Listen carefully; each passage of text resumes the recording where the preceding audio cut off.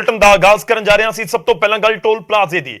Toll ਪਲਾਜ਼ੇ ਜਿਹੜੇ ਤੁਹਾਨੂੰ ਸੜਕ ਤੇ ਜਾਂਦੇ ਹੋਏ ਮਿਲਦੇ ਨੇ ਤੇ ਬਹੁਤ ਸਾਰੇ ਲੋਕ ਸਵਾਲ ਚੁੱਕਦੇ ਨੇ ਤੇ ਇਸ ਨੂੰ ਲੈ ਕੇ ਦੇਸ਼ ਦੇ ਕੇਂਦਰੀ ਟਰਾਂਸਪੋਰਟ ਮੰਤਰੀ ਦੇ ਵੱਲੋਂ ਵੱਡਾ ਐਲਾਨ ਕੀਤਾ ਗਿਆ। ਟੋਲ ਪਲਾਜ਼ਾ ਦੇ ਉੱਤੇ ਨਿਤਿਨ ਗਡਕਰੀ ਦੇ ਵੱਲੋਂ ਵੱਡਾ ਐਲਾਨ ਕੀਤਾ ਗਿਆ ਹੈ। ਲੋਕ ਸਭਾ ਦੇ ਵਿੱਚ ਕੇਂਦਰੀ ਟਰਾਂਸਪੋਰਟ ਮੰਤਰੀ ਨੇ ਵੱਡਾ ਵਾਅਦਾ ਕੀਤਾ ਤੇ ਕਿਹਾ ਕਿ 60 ਕਿਲੋਮੀਟਰ ਦੇ ਦਾਇਰੇ ਦੇ ਵਿੱਚ ਸਿਰਫ ਇੱਕ ਹੀ ਟੋਲ ਹੋਵੇਗਾ।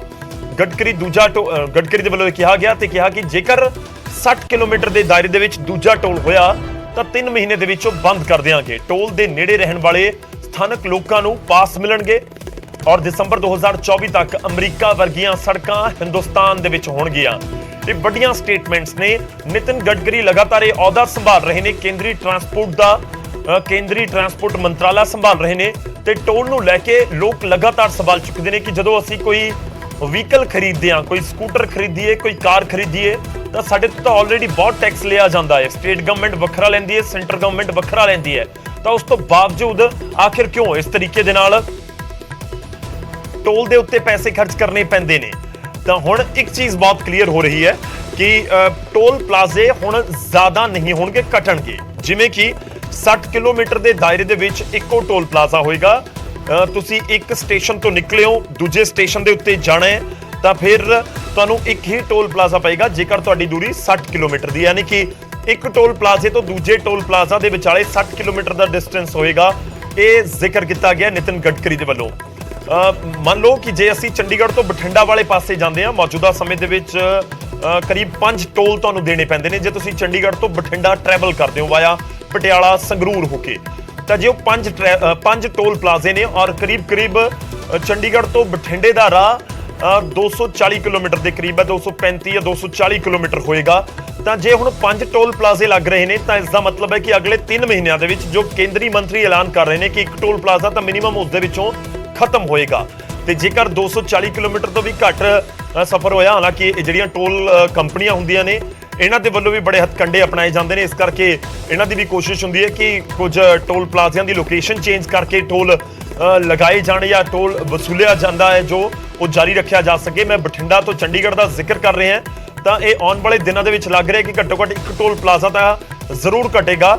ਇੱਕ ਤਾਂ ਟੋਲ ਟੈਕਸ ਜਿਹੜਾ ਤੁਸੀਂ 5 ਦੇ ਰਹੇ ਹੋ ਉੱਥੇ ਤਾਂ ਤੁਹਾਨੂੰ ਹੁਣ ਸ਼ਾਇਦ 4 ਦੇਣੇ ਹੋਣਗੇ, ਪਰ 3 ਮਹੀਨੇ ਦਾ ਇੰਤਜ਼ਾਰ ਕਰਨਾ ਹੋਏਗਾ ਔਰ ਨਾਲ ਫਿਲਹਾਲ ਯਕੀਨ ਕਰਨਾ ਹੋਏਗਾ ਕੇਂਦਰੀ ਟਰਾਂਸਪੋਰਟ ਮੰਤਰੀ ਦੇ ਵਾਅਦੇ ਉੱਤੇ। ਇਸੇ ਤਰ੍ਹਾਂ ਜੇਕਰ ਤੁਸੀਂ ਕਿਸੇ ਹੋਰ ਸਟੇਸ਼ਨ ਦੇ ਉੱਤੇ ਜਾ ਰਹੇ ਹੋ, ਚੰਡੀਗੜ੍ਹ ਤੋਂ ਅੰਮ੍ਰਿਤਸਰ ਨਿਕਲ ਰਹੇ ਹੋ ਤਾਂ ਉੱਥੇ ਵੀ ਤੁਹਾਨੂੰ ਹੋ ਸਕਦਾ ਹੈ ਕਿ ਟੋਲ ਦੇ ਵਿੱਚ ਕੋਈ ਕਟੌਤੀ ਹੋਵੇ ਜਾਂ ਕਹੀਏ ਕਿ ਕੋਈ ਟੋਲ ਤੁਹਾਨੂੰ ਘੱਟ ਦੇਣਾ ਪਵੇ।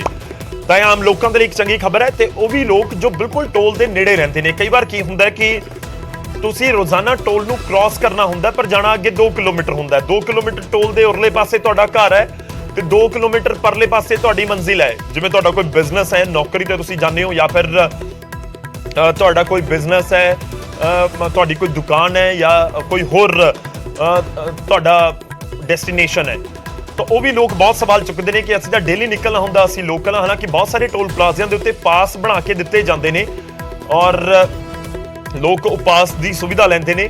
ਤਾਂ ਉਹ ਵੀ ਹੁਣ ਦਾਅਵਾ ਕਰ ਰਹੇ ਨੇ ਕੇਂਦਰੀ ਟਰਾਂਸਪੋਰਟ ਮੰਤਰੀ, ਉਹਨਾਂ ਦੇ ਵੱਲੋਂ ਦਾਅਵਾ ਇਹੀ ਕੀਤਾ ਗਿਆ ਕਿ ਟੋਲ ਨੇੜੇ ਰਹਿਣ ਵਾਲੇ ਸਥਾਨਕ ਲੋਕਾਂ ਨੂੰ ਪਾਸ ਦਿੱਤੇ ਜਾਣਗੇ। ਹਾਲਾਂਕਿ ਇਸ ਪਾਸ ਦੀ ਰੂਪਰੇਖਾ ਕੀ ਹੋਏਗੀ ਉਹ ਵੀ ਲਾਜ਼ਮੀ ਤੌਰ ਤੇ ਇੱਕ ਵੱਡਾ ਸਵਾਲ ਹੈ। ਸੁਣਵਾਉਂਦੇ ਤੁਹਾਨੂੰ ਕੀ कुछ कह रहे हैं नितिन गडकरी। जब से इस क्षेत्र में काम कर रहा हूँ, जॉन केनेडी, इनका एक वाक्य मैं हर समय याद रखता हूँ और उन्होंने कहा था कि American roads are not good because America is rich, but America is rich because American roads are good. और मैं इसी बात पर भारत को आत्मनिर्भर भारत बनाने का, सुखी समृद्ध संपन्न शक्तिशाली हिंदुस्तान बनाने का जो संकल्प प्रधानमंत्री मोदी जी ने किया है, उसके आधार पर मैं इस सदन को विश्वास दिलाना चाहता हूं कि 2024 समाप्त होने के पहले हिंदुस्तान का रोड इंफ्रास्ट्रक्चर अमेरिका के बराबर होगा।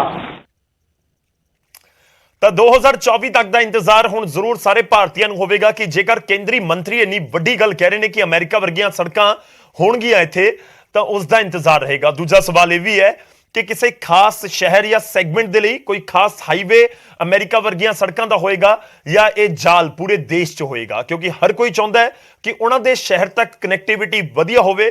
ਅਮਰੀਕਾ ਵਰਗੀਆਂ ਸੜਕਾਂ ਵੀ ਤੁਹਾਡੇ ਕਸਬੇ ਜਾਂ ਸ਼ਹਿਰ ਜਾਂ ਪਿੰਡ ਦੇ ਵਿੱਚ ਹੋ ਜਾਣ ਤਾਂ ਫਿਰ ਕਹਿਣੇ ਹੀ ਕੀ। ਦੇਖਣਾ ਹੋਵੇਗਾ ਕਦੋਂ ਤੱਕ ਇਹ ਜਿਹੜਾ ਵਾਅਦਾ ਹੈ ਜ਼ਮੀਨੀ ਹਕੀਕਤ ਦੇ ਰੂਪ ਦੇ ਵਿੱਚ ਨਜ਼ਰ ਆਉਂਦਾ ਹੈ। ਹੁਣ ਅੱਗੇ ਵਧਦੇ ਹਾਂ ਤੇ ਗੱਲ ਕਰਾਂਗੇ ਪੰਜਾਬ ਸਰਕਾਰ ਦੀ। ਪੰਜਾਬ ਸਰਕਾਰ ਨੇ ਗਰੁੱਪ ਸੀ ਅਤੇ ਗਰੁੱਪ ਡੀ ਦੇ ਕੱਚੇ ਮੁਲਾਜ਼ਮਾਂ ਨੂੰ ਪੱਕੇ ਕਰਨ ਨੂੰ ਲੈ ਕੇ ਵੱਡਾ ਐਲਾਨ ਕੀਤਾ। 35,000 ਮੁਲਾਜ਼ਮਾਂ ਨੂੰ ਪੱਕੇ ਕੀਤੇ ਜਾਣ ਦਾ ਐਲਾਨ ਕੀਤਾ ਗਿਆ। ਐਲਾਨ ਇਹ ਵੀ ਹੈ ਕਿ ਅਗਲੇ ਸੈਸ਼ਨ ਦੇ ਵਿੱਚ ਇਸ ਸੰਬੰਧੀ ਕਾਨੂੰਨ ਲਿਆਂਦਾ ਜਾਵੇਗਾ।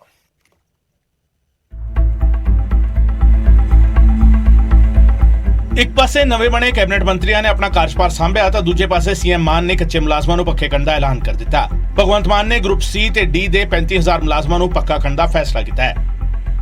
ਗਰੁੱਪ ਸੀ ਤੇ ਗਰੁੱਪ ਡੀ ਦੇ 35,000 ਮੁਲਾਜ਼ਮ ਜਿਹੜੇ ਨੇ ਉਹਨਾਂ ਨੂੰ ਪੱਕੇ ਕਰਨ ਦਾ ਫੈਸਲਾ ਲਿਆ ਗਿਆ। ਮੈਂ ਆਪਣੇ ਸਾਰੇ ਅਫਸਰਾਂ ਨਾਲ ਮੀਟਿੰਗ ਕਰ ਲਈ। ਸੀਐਮ ਮਾਨ ਨੇ ਚੀਫ ਸਕੱਤਰ ਨੂੰ ਕਾਨੂੰਨ ਦਾ ਖਰੜਾ ਬਣਾਉਣ ਦੇ ਹੁਕਮ ਦਿੱਤੇ ਨੇ। ਭਗਵੰਤ ਮਾਨ ਨੇ ਕਿਹਾ ਕਿ ਅਗਲੇ ਸੈਸ਼ਨ ਵਿੱਚ ਇਸ ਕਾਨੂੰਨ ਨੂੰ ਲਿਆ ਕੇ ਲਾਗੂ ਕੀਤਾ ਜਾਵੇਗਾ। ਮੈਂ ਚੀਫ ਸੈਕਟਰੀ ਸਾਹਿਬ ਨੂੰ ਨਿਰਦੇਸ਼ ਦਿੱਤਾ ਹੈ ਕਿ ਅਗਲੇ ਵਿਧਾਨ ਸਭਾ ਸੈਸ਼ਨ ਤੋਂ ਪਹਿਲਾਂ ਇਸ ਕਾਨੂੰਨ ਦਾ ਮਸੌਦਾ ਬਣਾ ਕੇ ਮੈਨੂੰ ਭੇਜੋ ਤਾਂ ਕਿ ਆਪਾਂ ਵਿਧਾਨ ਸਭਾ ਦੇ ਵਿੱਚ ਉਹਨੂੰ ਮਨਜ਼ੂਰ ਕਰਕੇ ਲਾਗੂ ਕਰ ਸਕੀਏ। ਇਸ ਤੋਂ ਪਹਿਲਾਂ ਭਗਵੰਤ ਮਾਨ ਨੌਜਵਾਨਾਂ ਦੇ ਲਈ 25,000 ਨੌਕਰੀਆਂ ਦਾ ਫੈਸਲਾ ਕਰ ਚੁੱਕੇ ਨੇ ਤੇ ਹੁਣ ਪੰਜਾਬ ਸਰਕਾਰ ਨੇ ਮੁਲਾਜ਼ਮਾਂ ਨੂੰ ਪੱਕੇ ਕਰਨ ਦਾ ਐਲਾਨ ਵੀ ਕਰ ਦਿੱਤਾ ਹੈ। ਮੁੱਖ ਮੰਤਰੀ ਭਗਵੰਤ ਮਾਨ ਨੇ ਕਿਹਾ ਕਿ ਚੋਣ ਪ੍ਰਚਾਰ ਦੌਰਾਨ ਜਿਹੜੇ ਵਾਅਦੇ ਕੀਤੇ ਨੇ ਉਹਨਾਂ ਤੇ ਹਰਾ ਪੈਨ ਚਲਾਉਣਾ ਸ਼ੁਰੂ ਕਰ ਦਿੱਤਾ ਹੈ ਤੇ ਅੱਗੇ ਵੀ ਇਹ ਹਰਾ ਪੈਨ ਪੰਜਾਬ ਦੇ ਹਿੱਤਾਂ ਲਈ ਚੱਲਦਾ ਰਹੇਗਾ। ਸੋ ਮੈਂ ਇਹ ਵਾਅਦਾ ਕੀਤਾ ਸੀ ਕਿ ਜੇ ਆਮ ਆਦਮੀ ਪਾਰਟੀ ਸਰਕਾਰ ਆ ਗਈ ਤੇ ਸਾਡੇ ਕੋਲੇ ਹਰੇ ਰੰਗ ਦਾ ਪੈਨ ਆ ਗਿਆ ਤਾਂ ਪੰਜਾਬ ਧਰਨਾ ਮੁਕਤ ਹੋ ਜਾਊਗਾ ਤੇ ਉਸੇ ਸਬੰਧ 'ਚ ਫੈਸਲਾ ਲਿਆ ਗਿਆ। ਵਜ਼ਾਰਤ ਸਾਂਭਣ ਤੋਂ ਬਾਅਦ ਮਾਨ ਸਰਕਾਰ ਨੇ 2 ਵੱਡੇ ਫੈਸਲੇ ਲਏ ਨੇ। ਸਰਕਾਰਾਂ ਐਲਾਨ ਤਾਂ ਕਰਦੀਆਂ ਰਹੀਆਂ ਨੇ ਤੇ ਮਾਨ ਸਰਕਾਰ ਨੇ ਵੀ ਐਲਾਨ ਕੀਤਾ ਹੈ। ਸਵਾਲ ਇਹ ਹੈ ਕਿ ਇਹ ਐਲਾਨ ਲਾਗੂ ਕਦੋਂ ਹੋਣਗੇ। ਚੰਡੀਗੜ੍ਹ ਤੋਂ ਪੰਕਜ ਕਬਾਹੀ ਦੀ ਰਿਪੋਰਟ, ਨਿਊਜ਼ 18 ਪੰਜਾਬ। ਤਾਂ ਇਹ ਵੀ ਖਾਸ ਹੈ ਕਿਉਂਕਿ ਕੱਚੇ ਮੁਲਾਜ਼ਮਾਂ ਨੂੰ ਪੱਕੇ ਕਰਨ ਦਾ ਐਲਾਨ ਵੀ ਕਈ ਵਾਰ ਹੋ ਚੁੱਕਾ ਹੈ, ਪਰ ਉਹ ਵਾਕਈ ਪੱਕੇ ਹੋਣਗੇ ਉਸ ਦਾ ਇੰਤਜ਼ਾਰ ਇਹਨਾਂ ਕੱਚੇ ਮੁਲਾਜ਼ਮਾਂ ਨੂੰ ਲਾਜ਼ਮੀ ਤੌਰ ਤੇ ਹੋਏਗਾ। ਉਧਰ ਵਿਧਾਨ ਸਭਾ ਦੇ ਸੈਸ਼ਨ ਦੇ ਆਖਰੀ ਦਿਨ ਭਗਵੰਤ ਮਾਨ ਮੁੱਖ ਮੰਤਰੀ ਪੰਜਾਬ ਦੇ ਸਵਾਲ ਦੇ ਵਿੱਚ ਰਾਜਾ ਵੜਿੰਗ ਉਲਝਦੇ ਹੋਏ ਨਜ਼ਰ ਆਏ। ਮੁੱਖ ਮੰਤਰੀ ਮਾਨ ਨੇ ਵਿਧਾਨ ਸਭਾ ਦੇ ਵਿੱਚ ਰਾਜਾ ਵੜਿੰਗ ਨੂੰ ਪੁੱਛਿਆ ਕਿ ਦੱਸੋ ਕਦੋਂ ਹੁੰਦਾ ਹੈ ਭਗਤ ਸਿੰਘ ਦਾ ਜਨਮ ਦਿਨ, ਸ਼ਹੀਦ ਆਜ਼ਮ ਦਾ ਜਨਮ ਦਿਨ ਕਦੋਂ ਹੁੰਦਾ ਹੈ। ਰਾਜਾ ਵੜਿੰਗ ਨੂੰ ਸਵਾਲ ਕੀਤਾ ਗਿਆ ਤਾਂ ਰਾਜਾ ਵੜਿੰਗ ਬੋਲੇ ਮੈਨੂੰ ਪਤਾ ਨਹੀਂ। ਤਾਂ ਉਸ ਦੇ ਉੱਤੇ ਜਵਾਬ ਦਿੱਤਾ ਗਿਆ ਮੁੱਖ ਮੰਤਰੀ ਦੇ ਵੱਲੋਂ ਕਿ ਸ਼ਹੀਦ ਆਜ਼ਮ ਭਗਤ ਸਿੰਘ ਦਾ ਜਨਮ ਦਿਨ 28 ਸਤੰਬਰ ਨੂੰ ਹੁੰਦਾ ਹੈ। ਤੇ ਵੀ ਕਿਹਾ ਕਿ ਬਹੁਤ ਮਾੜੀ ਗੱਲ ਹੈ, ਤੁਹਾਨੂੰ ਪਤਾ ਨਹੀਂ ਹੈ, ਤੁਹਾਨੂੰ ਪਤਾ ਹੋਣਾ ਚਾਹੀਦਾ ਹੈ। ਸ਼ਹੀਦੀ ਦਿਵਸ ਦੇ ਉੱਤੇ ਛੁੱਟੀ ਦੇ ਮਤੇ ਤੇ ਇਹ ਚਰਚਾ ਹੋ ਰਹੀ ਸੀ। ਸ਼ਹੀਦ ਆਜ਼ਮ ਭਗਤ ਸਿੰਘ ਦਾ ਸ਼ਹੀਦੀ ਦਿਹਾੜਾ ਹੈ, ਭਲਕੇ 23 ਮਾਰਚ 1931 ਨੂੰ ਉਹਨਾਂ ਨੂੰ ਫਾਂਸੀ ਦਿੱਤੀ ਗਈ ਸੀ। ਸ਼ਹੀਦ ਆਜ਼ਮ ਭਗਤ ਸਿੰਘ, ਸੁਖਦੇਵ ਅਤੇ ਰਾਜਗੁਰੂ ਨੂੰ, ਤੇ ਉਹਨਾਂ ਦੀ ਯਾਦ ਦੇ ਵਿੱਚ, ਉਹਨਾਂ ਸ਼ਹੀਦਾਂ ਦੀ ਯਾਦ ਦੇ ਵਿੱਚ ਉਹਨਾਂ ਨੂੰ ਸਮਰਪਿਤ ਪੰਜਾਬ ਸਰਕਾਰ ਨੇ ਛੁੱਟੀ ਦਾ ਐਲਾਨ ਕੀਤਾ। ਇਹ ਵੀ ਤੁਹਾਨੂੰ ਦੱਸ ਦਈਏ ਕਿ ਹੁਣ ਤੱਕ ਇਹ ਜਿਹੜੀ ਸਰਕਾਰੀ ਛੁੱਟੀ ਹੈ ਸਿਰਫ ਨਵਾਂ ਸ਼ਹਿਰ ਤੱਕ, ਸ਼ਹੀਦ ਭਗਤ ਸਿੰਘ ਨਗਰ ਤੱਕ ਹੀ ਸੀਮਿਤ ਸੀ, ਉਸ ਜ਼ਿਲ੍ਹੇ ਤੱਕ ਸੀਮਿਤ ਸੀ, ਪਰ ਹੁਣ ਪੂਰੇ ਪੰਜਾਬ ਦੇ ਵਿੱਚ ਇਸ ਛੁੱਟੀ ਦਾ ਐਲਾਨ ਕੀਤਾ ਗਿਆ ਹੈ ਮੁੱਖ ਮੰਤਰੀ ਦੇ ਵੱਲੋਂ। ਇਸ ਮੁੱਦੇ ਨੂੰ ਲੈ ਕੇ ਚਰਚਾ ਹੋ ਰਹੀ ਸੀ ਜਿੱਥੇ ਆਪਸ ਦੇ ਵਿੱਚ ਬਹਿਸਬਾਜ਼ੀ ਹੈ, ਕਹੀਏ ਕਿ ਸਵਾਲ ਜਵਾਬ ਕਰਦੇ ਨਜ਼ਰ ਆਏ ਰਾਜਾ ਵੜਿੰਗ ਤੇ ਭਗਵੰਤ ਮਾਨ।